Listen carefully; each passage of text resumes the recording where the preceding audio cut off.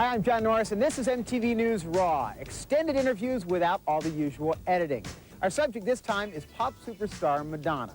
You know, Madonna once said she and MTV grew up together, and any trip through our tape library proves it. Everybody, come on, dance and sing. Everybody, get up and do your thing. We're here outside the old club Danceteria, which doesn't look much like a disco these days, but in any case, it's where Madonna first made her mark as a club performer. MTV News recently uncovered 2 early interviews with Madonna from May of 1984, just as she was hitting big with her first top 10 hit, Borderline. Mark Goodman here this afternoon for JJ. I lucked out. Madonna has decided to drop by, and if JJ were on the air, he'd be doing this one. Oh, How are you this afternoon? I'm very well. We've been seeing, actually, a couple of your videos here for a while. And people may not be aware that although you were born in Detroit, you're a New York resident now, but you wound up going to England to get your first big acceptance. Why do you think? Well, actually, I went to Paris. Oh. And why did I go there? Is that you're gonna? I was going to ask why you thought you had to go to Europe first. And I didn't think why? I had to. It's just that when I first came to New York, I was a dancer, and a French record label offered me a recording contract, and I had to go to Paris to do it. So I went there, and that's how I really got in the music business, but I didn't like what I was doing when I got there, so I left, and I never did a record there. You're real influenced by fashion. Fashion is important to you. Do you have fashion influences? Let's say, I don't know, maybe Vivienne Westwood. Yeah, well, she's one of my favorite designers, actually. Is she really? World's End. That's a great store in England. Yeah. Great clothing shop. Whenever I go to England, that's where I buy all my clothes. Are you the designer of your look, your hairstyle, the clothing? Oh, yeah. Do you think someone else could come up with this?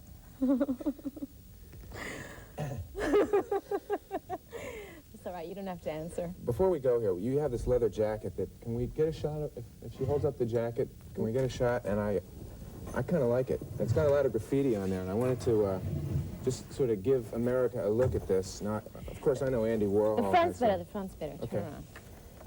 And while we're giving America a look at this, maybe you could explain, you see it? What does boy toy mean to you? Well, it's my tag name. It's what I write up on walls. What does it mean? What do you think it means? Oh, you're good at that. Just turning those questions right around. Who could design the thing? Well, boy toy is your graffiti name. You spray it on the walls around New York. But it also has a kind of humorous meaning to it. Okay. If you know what I mean. I know exactly what you mean. Borderline,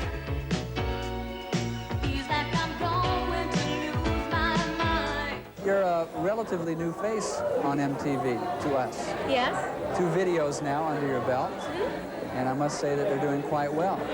Yeah, Borderline's doing really well. A surprise at all to you? Well, I knew the second video would do really well. I know it's really good. So I had faith in it already, but I'm glad that it is doing as well as it's doing. Well, it was sort of surprising, and I'm glad. It was a good surprise. What are the next video plans for you then? Well, Do you have I'm any of this? working on an album right now with Nile Rodgers, and I hope to release the first single from it the first week of June.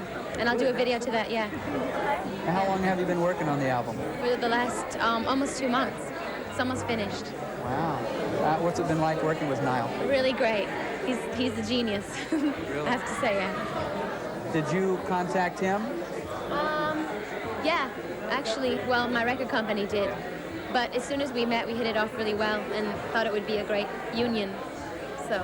And it seems to have been. Yeah, it's gonna be great.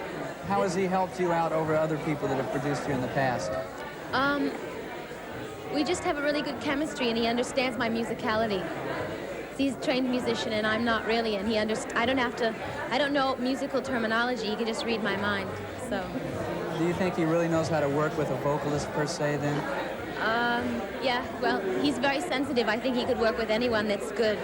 You're also working on a new record now with Nile Rodgers, aren't you? Right, I just finished it. Oh, it's completed? Yeah, it's done. Oh, great. When is it going to be out? It'll be out in June, as soon as Borderline fizzles out. Oh, please. No, I'm really excited about it. Wait, you don't want to say that you want your song to fizzle out on MTV, do you? No, I just want to put something new out. Okay. You can't do that till the other stuff is interesting anymore. In the summer of 1984, while riding high on the charts with Lucky Star, Madonna's own star was rapidly on the rise.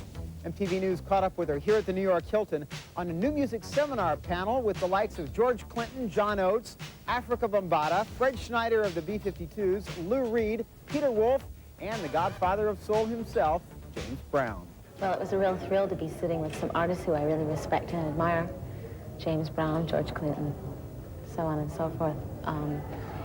And in addition to that, I felt like I had something to share with a lot of other people who are aspiring recording artists if they had any questions about what they could look forward to or any advice I could give them, before, on getting a record contract. So I think I had a valid contribution to make. Videos might have a limited audience in one sense, but on the other hand, you could be reaching a lot of people that would never be able to come and see you live. So I think that they're definitely an advantage. I think And kids only, I'm sorry, but kids today worship the television. So I think it's a great way to reach them. I sort of resent the fact that a kid grows up, listening to the radio and listening to the great music, legacy of music that we have, and dreams about playing the guitar or playing the drums, and all of a sudden has to be an actor. To me, that makes absolutely no sense at all. If someone wants to be, that's great. But as far as I'm concerned, I always wanted to be a musician. And, to me, that's still my purpose. Yeah, but listen, when you perform on stage, you're acting. I mean, that's a performance. So if someone puts a camera on you, what's the difference? You're acting right now. My definition of new music is something that's, fresh and reflecting of, the times, the politics, the fashion, the energy, something new, something that's applicable to what's happening in the world today. How do you think your music fits into new music? Well, to start off with, a lot of people thought that I was a black artist before they saw my videos because a lot of my music is more R&B oriented, and I think that I'm a white artist doing R&B music, getting played on pop stations, and I think that is the kind of records I make is really changing people's ideas of, splitting up, categorizing music, and I think that's opening up ways for black and white artists as well. So. And welcome back to the grooviest pop show on the box. Hearsay. Now, if you follow disco music, you'll be familiar with records like Lucky Star, Holiday, and most recently Borderline. Some of the best sounds have come out of America over the past year. Now, here's the girl who made them. A singer described in her publicity as very good, but also very bad. Hi, I'm Madonna, and this is New York. See the puddles? Isn't it wonderful? It's my home.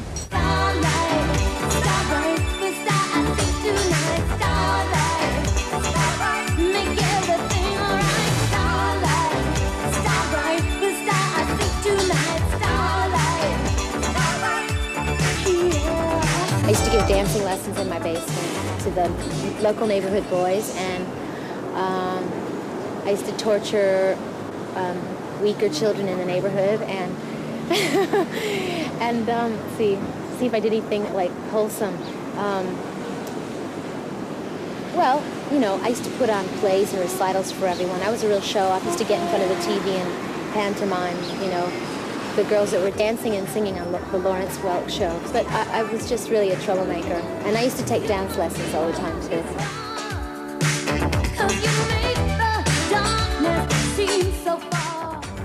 Hi, it's pouring rain out, so I'm taking you down to the heartbeat of New York, the subway system. I just finished an album, so I'm going to release that in the summer.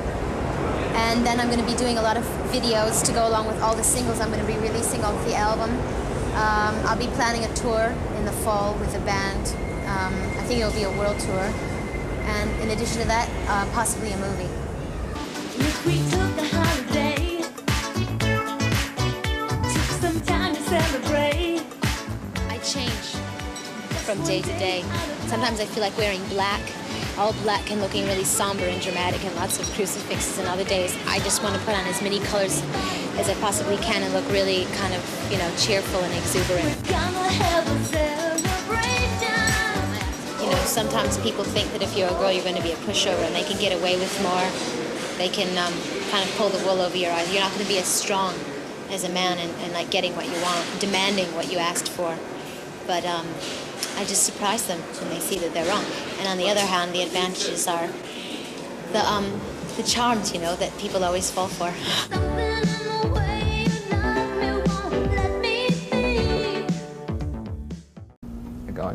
So you know, I want to say that in the middle of the interview.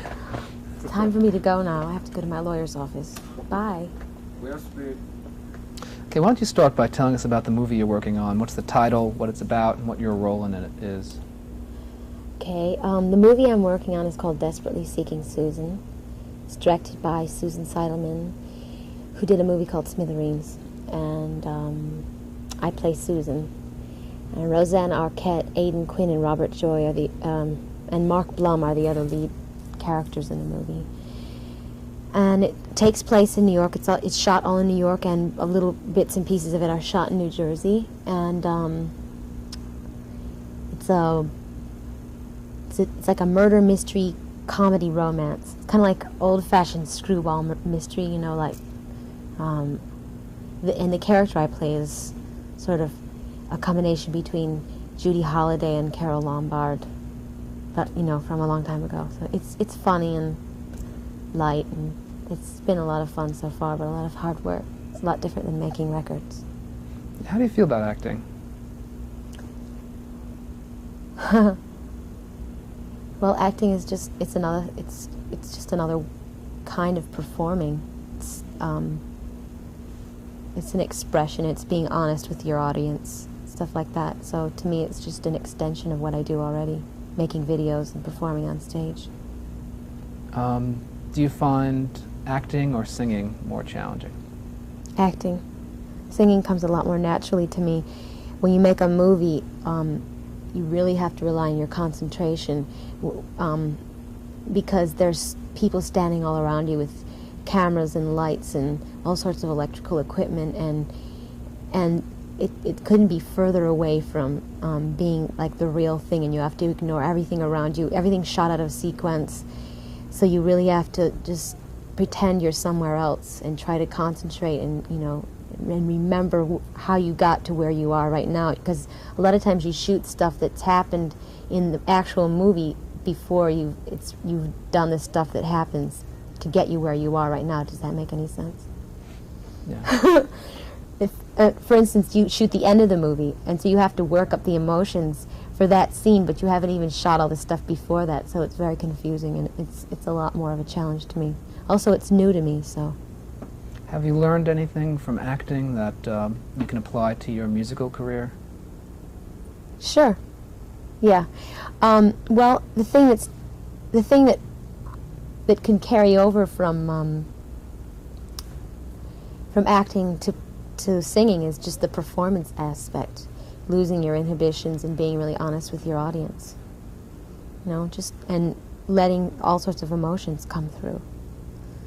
Okay, let's talk about the music now. Okay. You have a new album, almost here. How would you Right. compare it to the first album? Well, the new album is a lot more grown up than the first album. It's a lot more well-rounded style-wise. I have 2 ballads on it, and I've never recorded a ballad before, and it's not. My first album was termed a dance record. You know, everything was up-tempo dance music, but this one is a lot of different kinds of sounds. There's some old stuff that sounds like old Motown.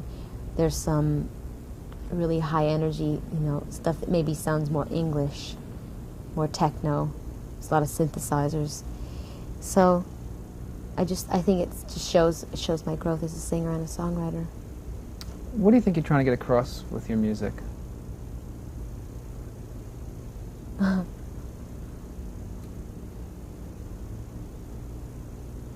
A feeling. I'm trying to express a certain my way of life, the way that I look at life, the way I see things.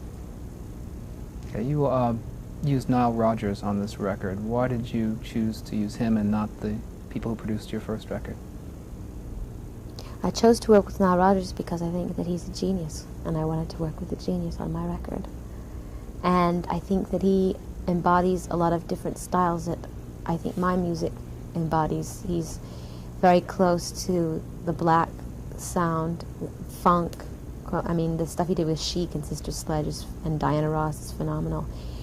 But he's also made a lot of great pop records with David Bowie and Duran Duran, and In Excess, so I thought he'd be a great person for me to work with. And he's a great musician and arranger. Okay, let's talk about your background a little bit. Where did you grow up? What was your childhood like? I grew up in Michigan, a lot of different places. I was born in Bay City, lived in Detroit for a while, lived in Pontiac for a while, then moved to the suburbs when I was in high school. And it was varied and normal. I come from a really big family, and I went to Catholic schools most of my education life, and there was a lot of competition in my family for attention, so that gave me that made me want to fight to be heard, basically, and that's the way I am right now. And Catholic schools gave me a sense of discipline. And I think the people I grew up with were very musically oriented, so that influenced me a lot. I studied dance, but all my brothers and sisters were musicians. They studied, they had instruments they could play, and so I was always hearing different kinds of music. And, you know, Detroit's a very musical town, so there's a lot of great bands and great people, musical performers have come out of that place. So I think I came from the right place. What made you come to New York? I don't know. When I was 5 years old, I just woke up one day and I had this idea that I was going to come to New York. I just had to, and so I graduated. As soon as I graduated from high school, I came here. Well, I graduated early, and I just kind of ran away and came here as soon as I could. When you came here, was there something that you were looking for, or something you were trying to achieve? Fame and fortune. Yeah. Okay. How does your family feel about your success now? I think they're very happy. They were very confused before I achieved success because they could never understand what I was doing here, but now that they can hear my records and see me in magazines and on TV, it sort of all makes sense to them. Until then, it was intangible. You said you were a dancer before. Can you tell us about that and why you changed careers? Because I wanted to use my voice too. And when you're a dancer, you act with you perform with your body. And I think I had a lot of things to say in other ways besides movement. So that's when I got into the music business. And to me, the film is just the ultimate, that's the embodiment of it all. You can do all that, only it's captured forever on celluloid. What was it about dancing that initially attracted you? Well, dance, it means freedom and music, all together, moving your body to music. That's the ultimate release. And I've always been attracted to that. I've always loved to dance since I was a little girl. I used to always get up on chairs and tables and dance in front of everybody.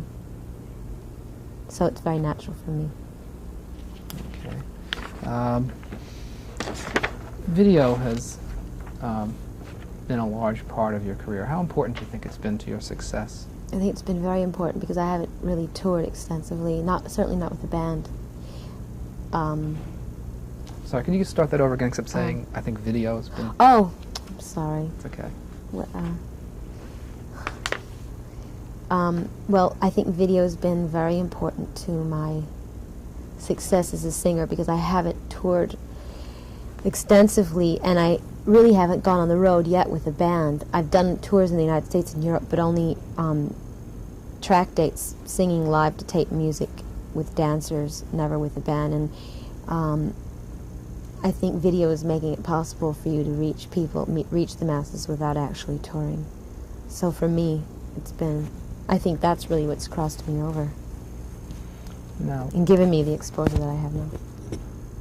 You're going to be touring with a band for this next record, right? Right. Eventually. I think you're playing with your microphone. I see the sound man squirming over there. I'm not a very good interviewee. No, you're fine. As long as you don't play with your microphone, you're fine. How do you feel about the prospect of going out in the world with the band now? Well, I have mixed feelings about touring with a band because I love to perform and I love to be on stage, but it's very taxing, and it's rough, you know, to travel in a bus, and I mean you really have to be geared up for dealing with a lot of the problems that you deal with. You know, when you do TV shows and you sing to tape music, all you have is a tape, and you know you're just dealing with a very small group of people. With the band, you have all the musicians, you have all the equipment, you have a sound person, you know you have to do sound checks. It's very involved, and there's a lot more risk involved, and there's a lot more things that could go wrong, and I don't know. So I don't want to deal with that aspect of it, but I do want to perform, and I do want to get to I want to do a major city tour in the United States. That's what I want to do. So maybe once I get on the road, I'll just like get past that, and the reward from the actual performing will, you know, not let me think about all the problems that I have to deal with. Do you have anything definitely set at this point, or? No, because I'm not sure about the actual release dates. I know the single from my new album, Like a Virgin, is coming out on October 15th, and I hope that the album will follow approximately 4 weeks after that. So that's when I think the tour will be good, right when the album comes out. And I'm not exactly sure of those dates yet, because Lucky Star's, you know, still doing really well, and they can't put Like a Virgin out until that starts going down on the charts, and I just have to time it all. And then there's also, you know, the holidays and stuff. I don't think it's a good idea to tour right around Christmas. Sex appeal is obviously a big part of your image. How do you feel about using sex to sell yourself and sell your talents?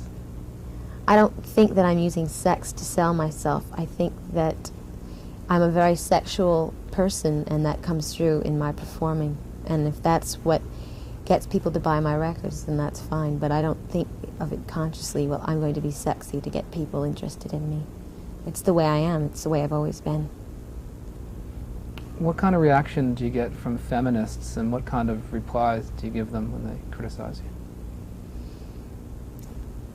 If I do get any I don't really get them that often.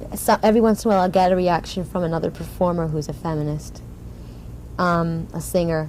And if I do get anything from them, I think they're jealous and envious of me. And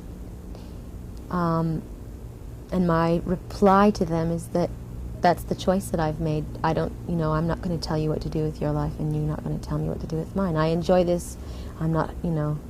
This is my choice. And I'm bringing, I think I'm bringing happiness to people. So it's as simple as that.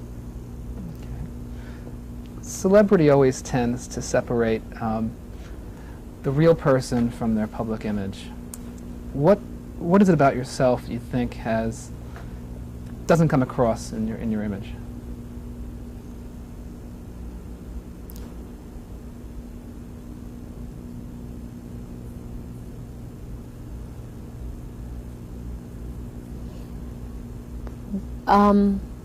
I think that the world sees images. I mean, you build an image for yourself, and the world ends up seeing only that aspect of you. Maybe eventually every person is multifaceted, and hopefully, you know, the longer your career goes on, the more you can get that out of you. But I couldn't begin to tell you what the world doesn't see in me right now. There's a million things, you know. But hopefully, and I don't think it's really important to let all of that out. I think it's important to keep certain things to yourself privately. Okay, fair enough. I think we have to just change tape. I only have a couple more questions left for you.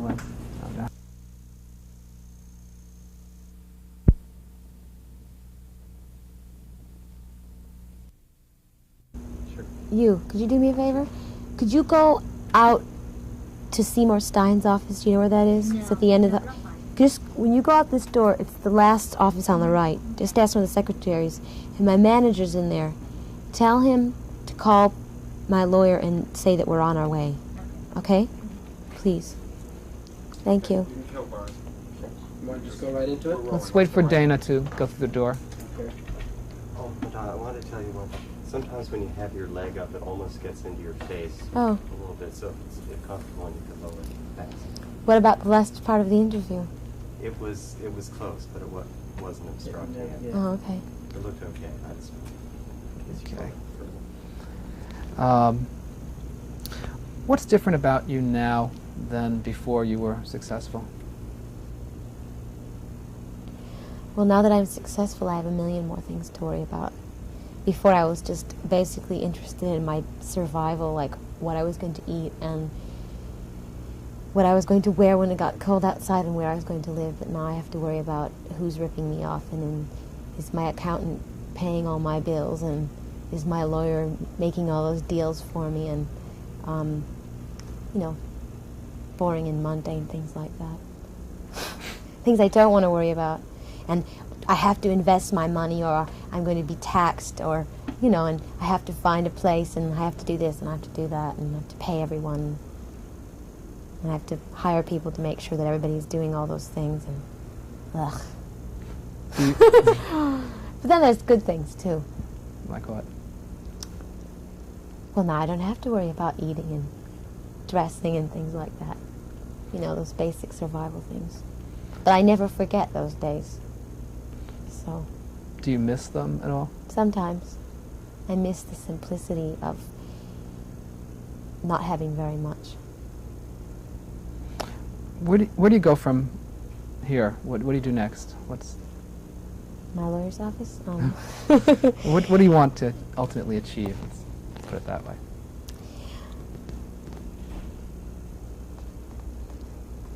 What I would like to ultimately achieve is not something I can put into words. I said it once on, I'm sorry, can we start that one more time? We got a... Somebody walked in the door. Yeah. Big noise. What? Just close the door. Keep closed. Thank you. Stay with it. what did I say? You said you couldn't put it into words, but try one more time.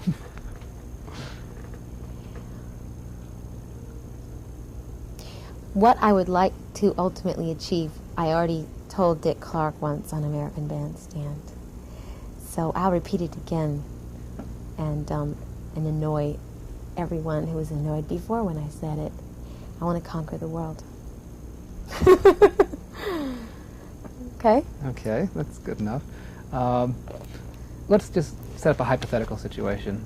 Yes. Let's say that your next record does great. The record after that bombs. What do you do? Well, I'll be doing other things. If my next record bombs, I'll be making movies. I have a million other things I can do. Singing is not the be-all and end-all of the universe for me. It's just something that I really enjoy, and I love music, and I love writing music, and I love singing. So I'll do that, but I have a million other things to lean on that I enjoy. It's not like if that's the end of the world if a record doesn't do well for me. I think it's important to develop other aspects than just that. I think most good artists are good at other things. Most talented people are good at other things. Okay. There's one last thing I'd like to do. We're playing a video on this show. It's the Flying Lizard Sex Machine. I don't know if you've heard that record yet. It's their... You remember Money? Yeah, I remember that record, yeah. Well, they do a version of James Brown's Sex Machine. Oh, Very great. deadpan. It's wonderful. So, hence my next question, which is, Yes. what does the phrase sex machine mean to you? Can I say it on TV? Go ahead. The phrase sex machine.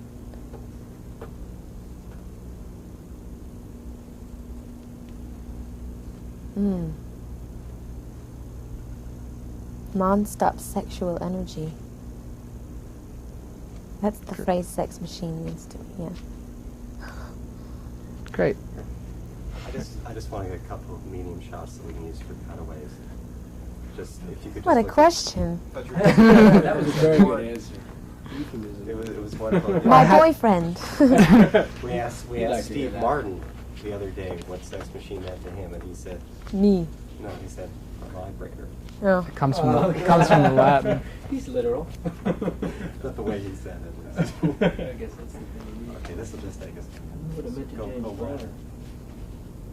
Well, I think James Brown. Wait. That's what If we get the title ones now while the sun's out. Is there anything else we should talk about? I don't think so. I think you covered everything. everything. Okay. Blah, blah, blah. just listen. What is that wonderful thing on your arm? That little box Hair? there? Your wrist radio? No. It's other a one. transistor radio, AM radio. Is it really? Mhm. Does it really work? Yeah. That's great. It's like a little wrist TV, Dick Tracy. It used to have a watch in it that worked. It's not. I've dropped it too many times. It's broken.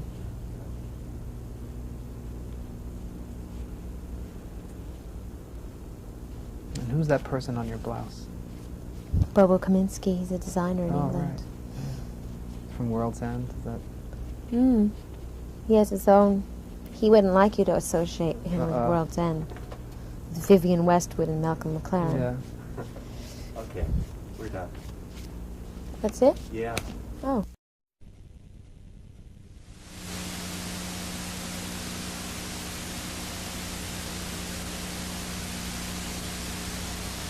Now. Well, it's December 1985, and I just couldn't end the year without talking about myself at great lengths. So, my friend Molly flew in from Australia, and we're going to have a little chat. Right, Molly? Absolutely. Okay. Coming from Australia and going into New York in a day's notice, or sort of coming on in a day as well, the first thing that strikes me is Madonna, the Virgin Tour, and the first words that come out of your mouth from that tape. So can you just try to remember them and say what you said then? You mean the introduction of the Yes. film? But Molly, that'll give it away.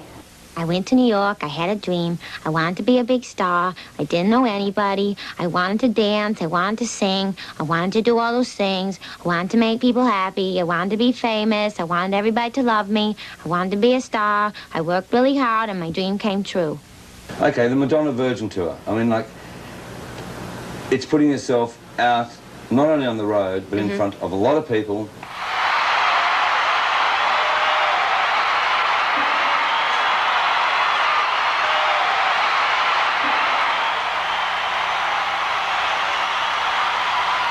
There's no place like home.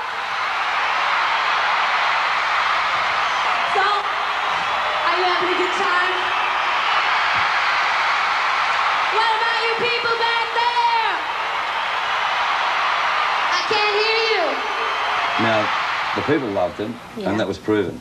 Some of the critics hated it. They wanted My tour? to shoot you down. You know? Oh, yeah, sure. So that's how did normal. you cope with that? Well, I think overall I ignored them because I knew deep down in my heart that it was good, and that I was also always going to meet up, and I will in the future meet up with a certain amount of, you know, controversy, a certain amount of opposition to what I'm doing. Okay, if you look at the video version, I mean the Virgin Tour video, it looks great, you know? Yeah. But it's not that easy to put that together, you know? And especially, I mean, for yourself. I mean, like, the dancers, the musicians, I mean, there was a backing group that hadn't been there before on your records. So, I mean, like, how did you do that? How did I put the show Yeah, together? how did the process of you putting a tour together? Well, the main and most important thing was getting the band together, and I auditioned East Coast and West Coast musicians, and wherever the majority of the good musicians were, that's where I decided to set up, you know, like, shop. It just turned out that almost everybody I used in my tour I found in Los Angeles, so that's where I really put together the tour. I brought one guy out from New York, and it also ended up that that's where I found all the dancers, although I auditioned people from everywhere. Okay, so you decide then to sort of put this sort of situation together. You put yourself through a strenuous thing. I mean, number one, you have to sing. Right. And number two, you put yourself through this immense dancing routine from Yeah. number to number to number, you know? Well, what I would do is I would spend I'd spend all afternoon working out all the choreography and the staging of the show with me and the dancers, and then I'd go at night and work with the musicians. And then when it got, and we rehearsed like this separate, me and the dancers and then me and the musicians for about a month. And then we spent about 3 or 4 weeks putting it all together on the soundstage. Then everybody came together, and I had a great choreographer to work with, so he sort of watched over the whole, you know, what it was like visually, and everybody started working together, but I had to take it in pieces.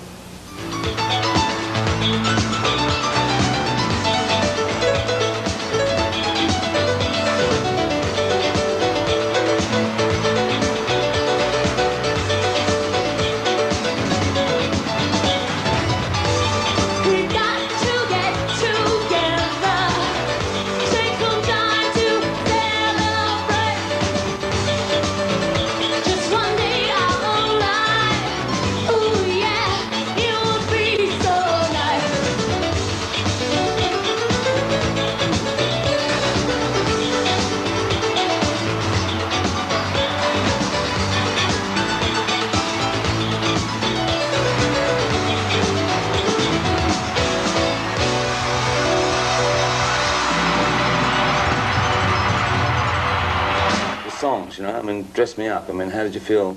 Dress you up. Dress me up. Right, go on. I mean, it's almost a climax in itself. You know, it's not the climax to the show. You know? No, it's the first song in the show. Well, you gotta, when you start a show, you gotta come on strong, or you're not gonna hold them through the rest of the show. You gotta have a great beginning and a great middle and the best ending so that they don't forget you when they leave. So I'd say that Dress You Up was a great way to start it. And Material Girl was the way I ended it, and sort of the high point in the middle was like something like Gambler.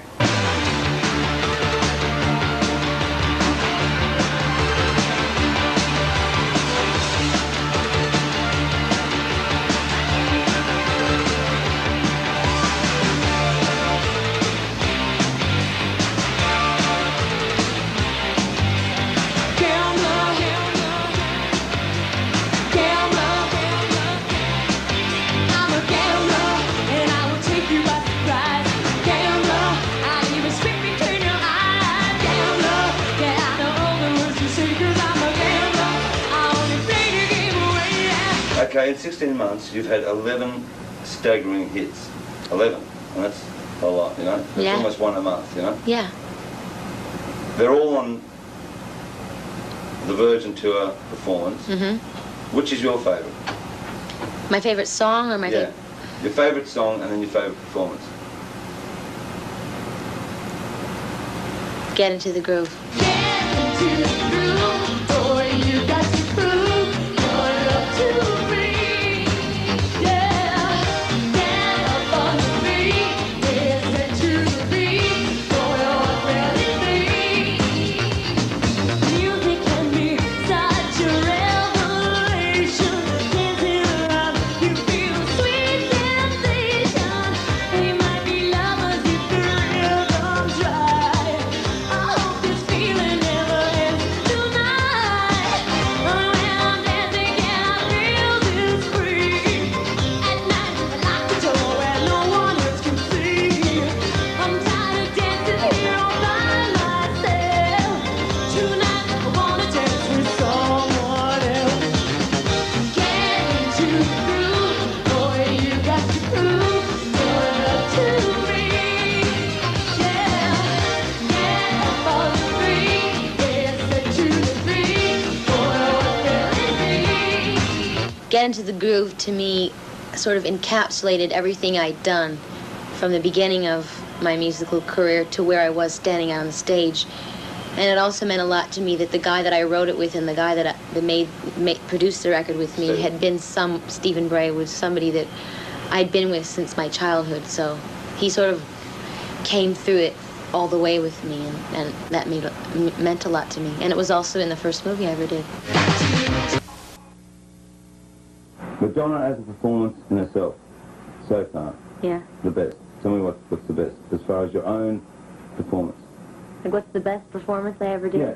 Was it the MTV thing launching the Virgin thing where it shocked the entire audience? No, just down the road there? that was hard. I think the hardest thing I ever did, and any of all the entertaining that I ever did, was Saturday Night Live. Your next role, Yeah. which has to be a serious role, which the critics are really going to analyse with microscopes. Oh, yeah, and so really- what? And with scalpels, you know, because Uh-huh. you're doing it with your husband. Yeah. Tell us about this film. I think That is a bomb move. they'd have their scalpels out whether I did it with Sean or not, believe me. They Right. would. They'd have their scalpels out whether I did it with Sean or not. So can you just tell us a little bit about the movie? The name of the movie is Shanghai Surprise, and it's a romantic adventure that takes place in Shanghai in 1938. And I play a missionary, and Sean plays a con artist who drinks a lot. Okay, making this movie with the two of you, Mm-hmm. and seeing you over a day Yeah. of where I see the strength that it's Madonna, you know, and then seeing you with Sean of where he can really phase you. I mean, he can love, you can see it, you know. What are you talking about? Well, I think that, This is personal stuff, right? yeah, well, it sort of is, you know, that where another person can actually put Madonna second.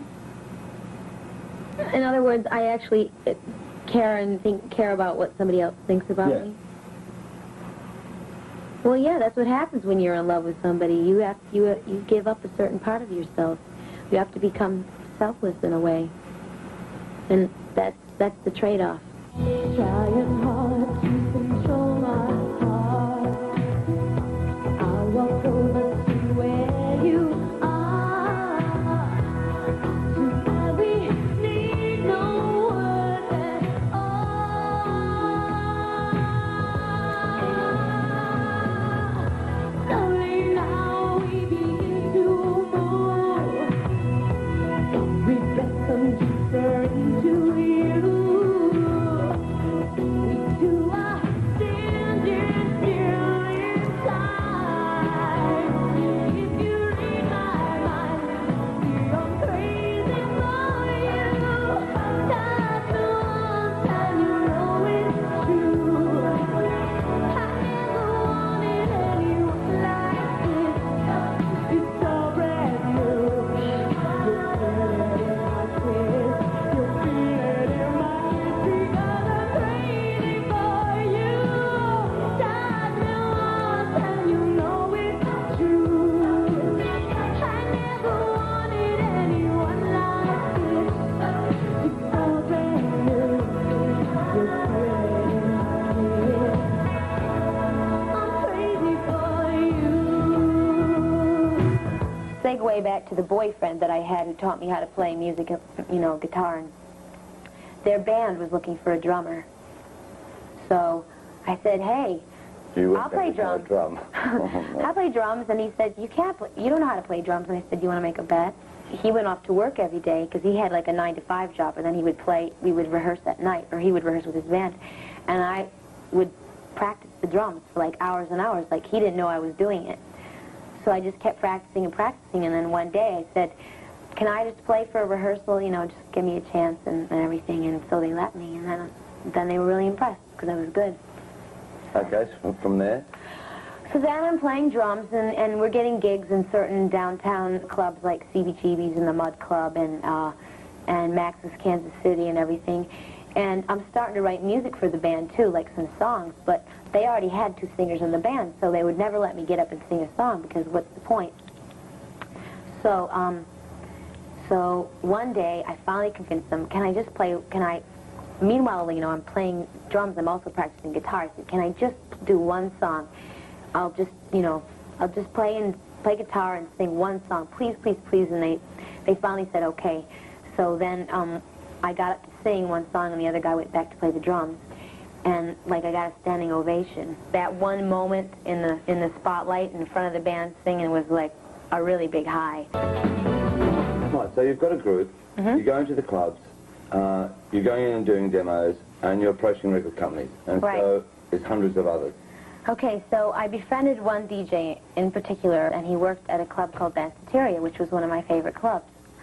And we talked a lot about music, and I knew a lot about singers and a lot about different groups and stuff like that. And he said, "How come you know so much about this?" And I said, "Well, I'm really interested in music." And he said, "Well, in what way?" And I said, "I'm a singer." He said, "No kidding." And I said, "Yeah." And I just happened to have this tape right here. I mean, I was carrying this tape around with me everywhere, to every club, waiting for the moment to pop it on somebody. So I said, "Would you play it?" I said, "Would you play it?" And he said, "Well, I can't play it in the middle of the night. I mean, I haven't heard it. What if it's terrible? What if everybody stops dancing?" And I said, "All right, well, you listen to it, take it home with you tonight and listen to it, and I'll come back here tomorrow, and if you like it, then you play it again."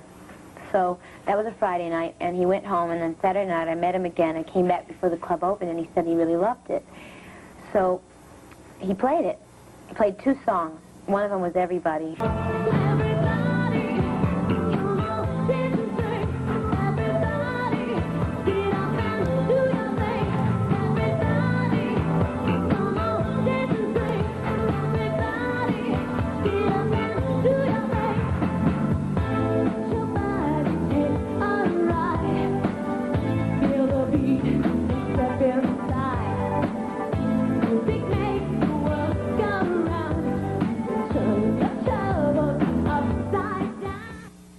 You go into experiences of doing a film clip, of MTV being a baby and nurturing into something that it is now.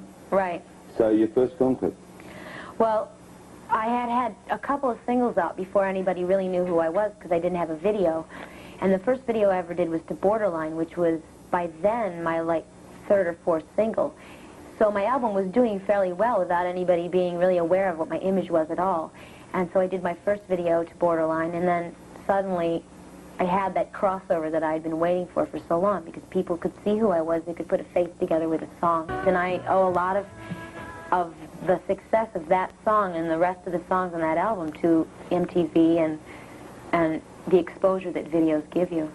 But I mean, it was all a new experience for a lot of people, you know. I mean, like, America was not geared to video like, say, even Australia or England was, you know? That's true, but I was really excited about it, because to me it was like making little movies, and I've always been excited about that. So it was like confining it to the 3 minutes of the length of a song.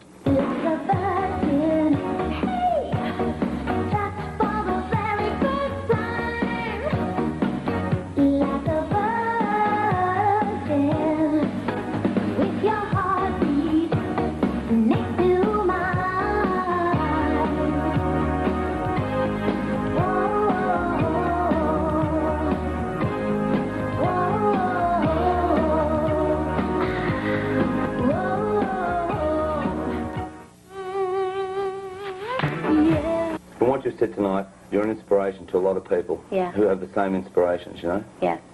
What advice would you give anyone coming from a family? To believe in your dreams, to do whatever. If you have something that you say you want to do, then it's your responsibility to make yourself happy and to be true to yourself, and that you can do it.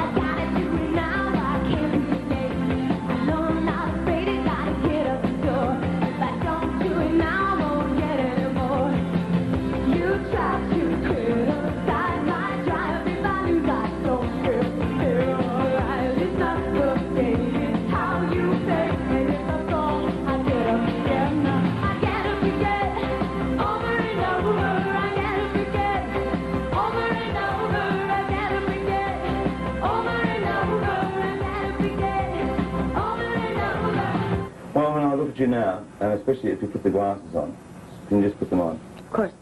And I read in Interview magazine that one of your favourite actresses is Judy Halliday. Yes. You look like Judy Halliday with the glasses on. Well, thank you. Why did you like Judy Halliday? Because she's funny. They said she was dumb. She's not dumb. She won an Academy Award. She was clever enough to make people think that she was when she wasn't, when she was actually smarter than everyone. That's pretty good, huh? Have you been like that? Clever? Have you been clever to the point that other people may have underestimated your talent? Oh, yeah, but that's really fun because that way, if everyone underestimates you, you keep giving them little surprises.